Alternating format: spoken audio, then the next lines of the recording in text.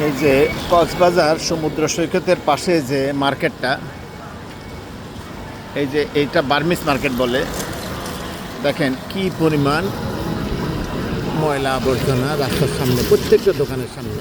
এই যে দেখা যাচ্ছে, এই যে এখানে দেখা যাচ্ছে, এখানে দেখা যাচ্ছে প্রত্যেকটা জায়গায়। এই যে আমি যদি দেখাই, এই যে এখানে এই যে গাড়ির পাশে থেকে শুরু করে এই যে মানুষের চরিত্র যে কবে পরিবর্তন হবে। এই যে রাস্তার পাশে কি ধরনের ময়লা, প্রত্যেকটা দোকানের ময়লাগুলা, রাস্তাঘাটের ময়লা, এই যে প্যাকেট যে যার মতো এই যে ফেলে রাখছে।